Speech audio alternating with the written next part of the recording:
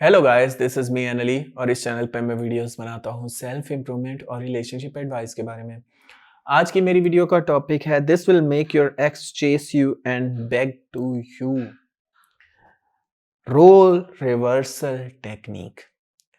इस एक टेक्निक से वो आपको चेस भी करेंगे और वो आपसे बेगिंग भी करेंगे। वो क्या है टेक्निक? इस टॉपिक पे बात करने से पहले मैं कहूँगा प्लीज़ सब्सक्राइब कर दो मेरे चैनल को ताकि आने वाली हर एक वीडियो आपकी हेल्प कर सके, क्योंकि मैं डेली वीडियोस बनाता हूँ।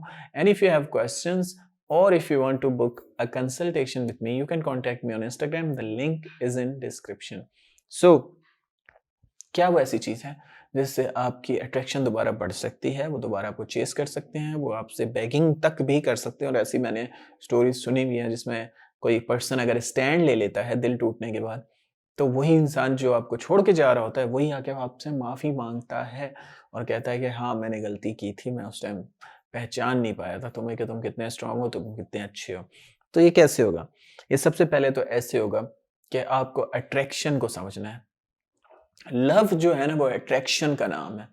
अगर आप गौर से इस चीज़ को समझें कि जब आपका रिलेशनशिप शुरू हुआ था तो वो अट्रैक्टेड थे आपसे, इसलिए उस टाइम अगर आप कोई फ़नी जोक करते थे या कोई बेवकूफ़ी की हरकत भी कर रहे थे तो उनको उस पे हँसी आ रही थी और वो खुश हो रहे थे और वो आपको प्रेज़ कर रहे थे, आपकी तारीफ़ कर रहे थे, नाराज़ नहीं हो रहे थे। लेकिन जब वो अट्रैक्शन किल हो जाती है तो वही सेम बातें आप करते हो। आप अच्छी बात भी करते हो, आप उनके भले की बात करते हो, आप कोई जॉब करते हो, आप कुछ भी करते हो, फिर आप उनको ज़हर ही लगते हो, आप उनको बुरे ही लगते हो, क्योंकि अब अट्रैक्शन खत्म हो चुकी है। अब अंदर से उनको इमोशंस उनको अलाउ नहीं कर रहे कि वो आपको प्यार करें। उनको अंदर से वो फीलिंग नहीं आ रही। It's all about feelings and emotions, क्योंकि हम इमोशनल क्रीचर हैं एज़ अ ह्यूमन। तो इस चीज़ को समझें। अट्रैक्शन बढ़ानी है। अट्रैक्शन कैसे बढ़ती है? मिस्ट्री से बढ़ती है, ठीक है? उस टाइम वो आपको उतना नहीं जानते थे जितना वो अब जान गए हैं, ठीक है? अब उनको पता है आपकी हर एक बात, आपके सीक्रेट्स, आपका खाने-पीने का तरीका, आपके रहने का तरीका, आपका सोचने का तरीका, तो इसलिए वो आपको इज़्ज़त नहीं दे रहे। उनके लिए आप एक नॉर्मल इंसान हो, जैसे कोई भी होता है, फैमिली मेंबर होता है। लेकिन शुरू में वो आपको सेलिब्रिटी टाइप समझ रहे थे, वो आप अट्रैक्टेड थे, वो क्यूरियोसिटी थी। तो मिस्ट्री क्रिएट करनी। मिस्ट्री क्रिएट कैसे होगी, ये सवाल भी आपका आ सकता है। मिस्ट्री ऐसे क्रिएट होगी जब आप अवेलेबल नहीं होगे, ऑफ कोर्स। जब उनको पता नहीं होगा कि आजकल आप कहाँ हैं। जब क्योंकि उन्होंने अस्यूम कर लिया था। उन्होंने अपने दिमाग में ठान लिया था या जान लिया था कि आप उनको मैसेज करेंगे, कॉल करेंगे, आप यहीं पे अवेलेबल होंगे, जब वो चाहेंगे आपको वापस हासिल कर लेंगे, आप उनकी मुट्ठी में हो। लेकिन आपको उनकी मुट्ठी से बाहर निकलना है। आपको उनकी अ, यू नो उनके उनके कंट्रोल से बाहर निकलना है। और उनके कंट्रोल से कैसे बाहर निकलेंगे? जब आप अट्रैक्शन क्रिएट करेंगे। और वो कैसे करेंगे? जब आप अवेलेबल नहीं होंगे, ठीक है? आपको वैसे बनना है जैसे आप रिलेशनशिप के शुरू में थे, या जैसे आप हमेशा थे रिलेशनशिप से पहले, जिसकी वजह से वो अट्रैक्ट हुए थे।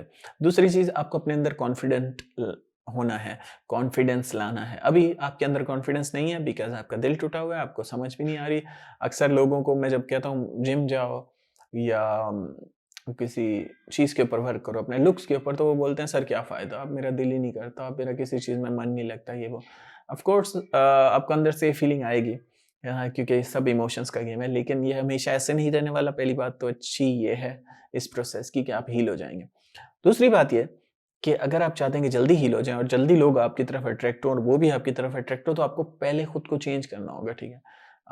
वैसे तो नॉर्मल आप हील हो ही जाते हैं 6 महीने बाद, 8 महीने बाद, साल बाद, दर्द कम हो ही जाता है। लेकिन वो इस जो ज़ख्म है वो फिर भी अंदर रह जाते हैं, ठीक है? उनके दाग रह जाते हैं, जिसकी वजह से आप फिर कॉन्फिडेंस नहीं ला पाते अपने ऊपर।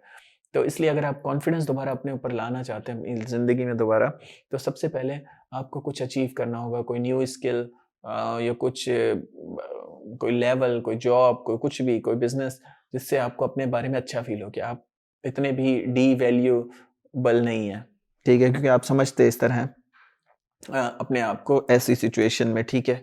और तीसरी चीज़ मैं ये कहना चाहूँगा कि उनके दिमाग में फ़ियर ऑफ लॉस पैदा करें, जैसे आपके दिमाग में अभी।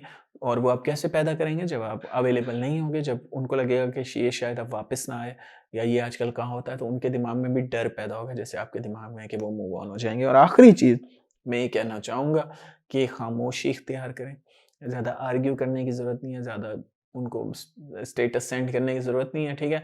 लोग अक्सर नो कॉन्टैक्ट में भी उनको कोट्स भेज रहे होते हैं, स्टेटस भेज रहे होते हैं कि मैंने आज उसको सुना दी सर, और मैंने आज उसको ये कोड भेज दिया, आई होप उसको समझ आया होगा। आपको कुछ भी नहीं समझाना। आपकी खामोशी ही उन्हें मार डालेगी। खामोशी में बहुत पावर है। एज़ अ ह्यूमन हम घबराते हैं खामोशी से, स्पेशली आजकल के दौर का इंसान बहुत घबराता है, जिसके पास टीवी अवेलेबल है, यूट्यूब अवेलेबल है, इंटरनेट हर चीज़ अवेलेबल है, तो वो एक टाइम 1 मिनट भी सुकून से ऐसे विदाउट एंटरटेनमेंट के नहीं बैठ सकता, ठीक है? तो जब आप खामोश होंगे और आपकी तरफ से कोई बात सामने नहीं आएगी, तो उनको ये खामोशी अंदर से खाएगी।